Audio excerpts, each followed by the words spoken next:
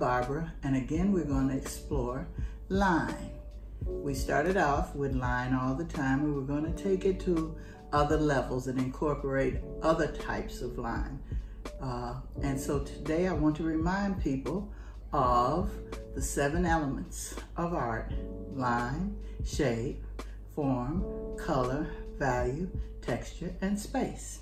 I also want to incorporate the idea of thick and thin lines today, and straight and curved lines, how to mix these together and make a pleasing artwork for the eye to view. Now, we also need to think about the word control. We will control our tools, such as markers, pencils, crayons, all of which can be used in making line designs. We also will incorporate rulers.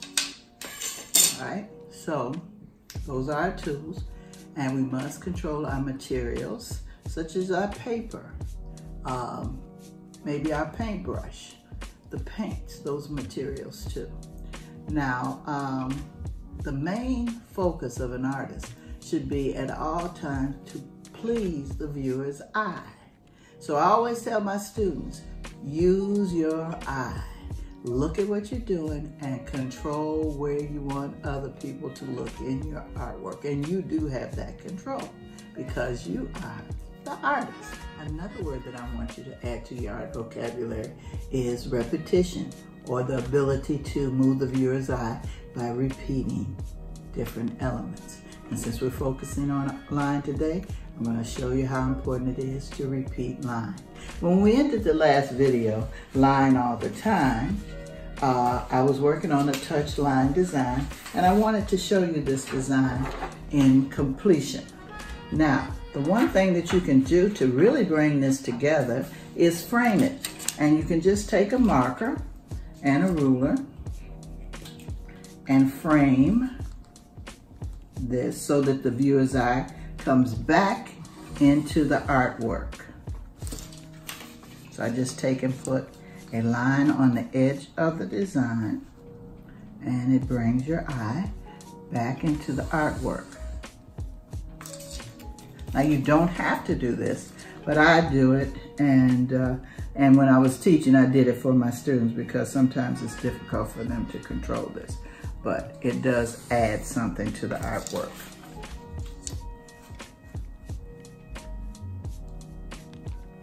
Okay, now remember, hold that ruler tight. Always hold the ruler tight. Lay your marker or your pencil or your crayon right next to the line, and now you can see how it looks when it's framed. That edge brings your eye right back into the design. Okay? As I said before, a finished touch line design. Something that's easy to do. Remember, you touch on each hump, and you continue to do that. And you can also see where you control where the viewer's eye goes. Here you have a dark spot, you have dark spots, so the eye tends to go to what's different. And because those are different types of areas, the eye goes to those areas. Here's another example of how you can use line and create different types of designs. Notice that, again, I'm controlling the viewer's eye by having spots that are heavy and filled in. So the viewer's eye goes dot, dot, dot, dot, dot, dot, and you can follow it that way. Now, I also told you earlier that we were going to look at designs that were done with both straight lines and curved lines, thick lines and thin lines. Straight lines, curved lines, thick lines, thin lines. Same thing here. Now,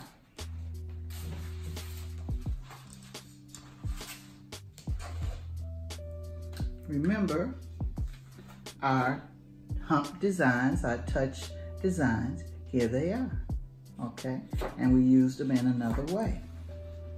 So I always tell my students, when you want to make a thick line, put 2 lines there together and then fill in. And you have control of that. If you want to do something with a ruler,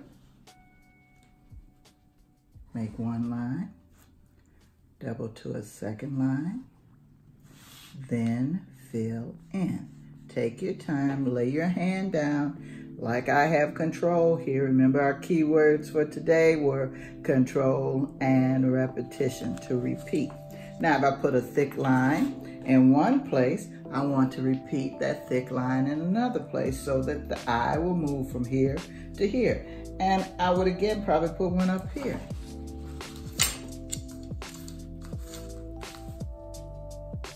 Double line,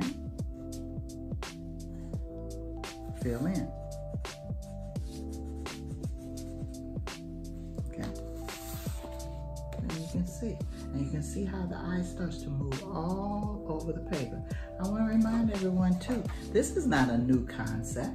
Artists have used this concept all throughout time. And once you've been in my class, once you go to the museum, you will notice all of these things again because you'll start, oh, they repeated this, they repeated that. And your eye goes from one place to another. Okay, so I'm gonna put these aside. And I wanna show you some more examples. This is just a curved line design, again, where you just got swirly curls. And you can see how I repeated the color, repeated the lines, and your eye moves all over this as a total composition. Now, this is an example of line pattern. Okay? I always like to teach about different artists, and this is about Frida Kahlo and Diego Rivera. And you can see their names as part of the design, Diego Rivera and Frida Kahlo, and they're both Mexican artists.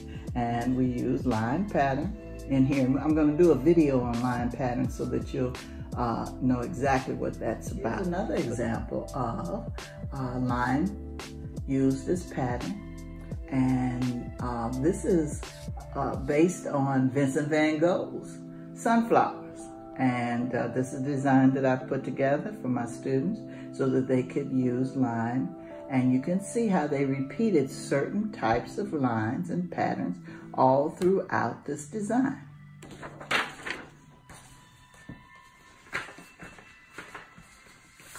Okay, so a teacher could do something as simple as this and have the students fill in with line pattern. Here's another example, which I'm going to show you how to work on this one today before this is over. All right, now this is a finished product. This is based on Henri Matisse's work, and it's a design I did in his style. And you can see line all the time. You can see how I use the touch line design up here, the curlicues, straight lines, all types of lines, cross hatching, which we're going to talk about at another time. But you can see that this is one of my favorite designs that I've made. So let's get started and let me show you how I'm going to put line all the time together.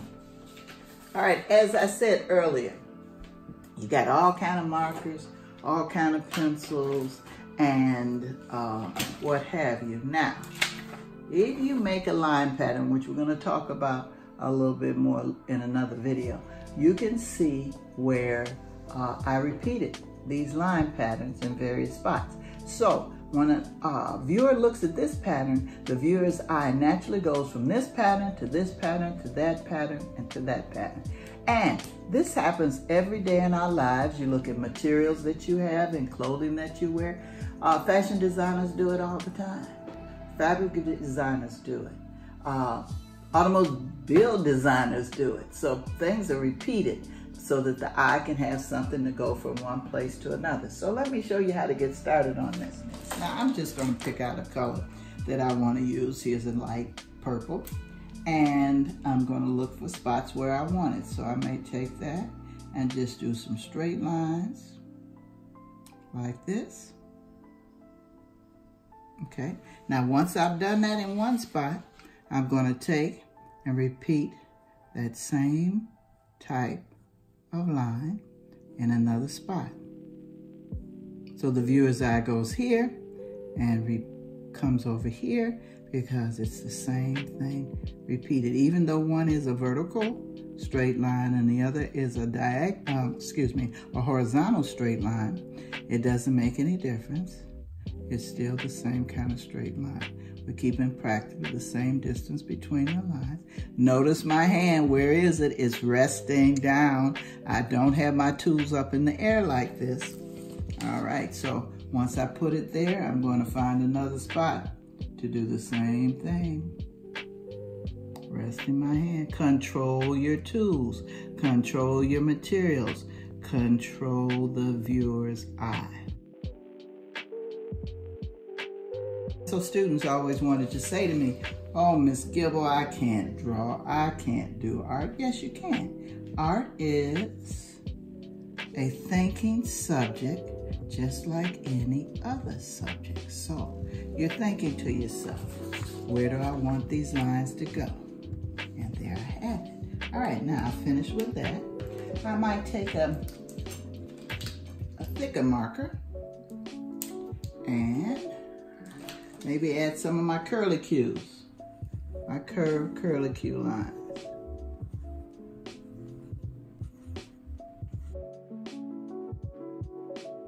Okay, but once I put it in one place, what do I have to do? I have to repeat it and put it in another place.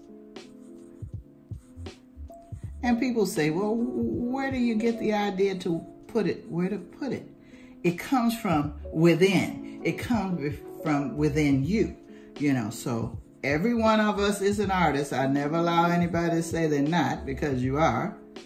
And you have to dig deep down and get it to come on out so that you can get yourself together in that way. Now I've got it here, here. Now you can use the rule of 3 or more, because usually if I do something once, I'm gonna do it at least 3 times or more.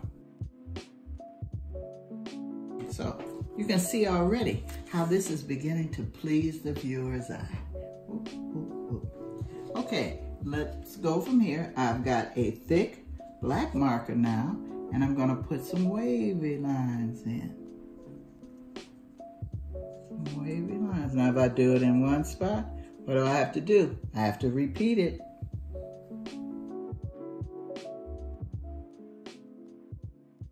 Okay, just imagine that I've continued that all the way down there, and I'm gonna put some over here too.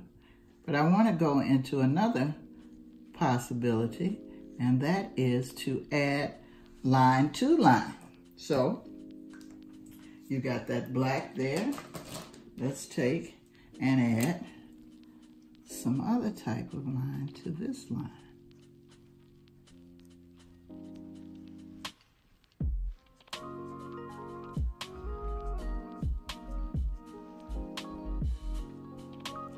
Okay, so if I did it here, I have to go back over here. Now, along with this, if you wanted to fill in some areas completely with color, that's okay too. There's nothing wrong with doing that. You can, say for example, if you wanted to fill in the lips, you may want to fill them in like this. Okay.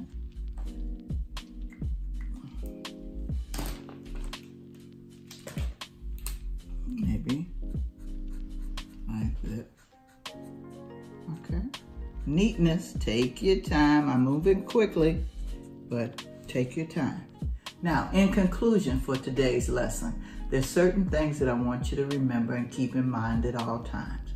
We talked about thick lines and thin lines, okay, which can be light lines and dark lines. We have straight lines and we have curved lines. So those are some of the varieties of lines. We also talked about the key word control. We control our tools, we control our materials, and we control the viewer's eye. We also added another vocabulary word, which was repetition. You repeat because you use repetition to move the viewer's eye from one spot to another in the design. So I want you to keep that in mind, because as I said earlier and in the last video, line all the time. This is Barbara saying goodbye.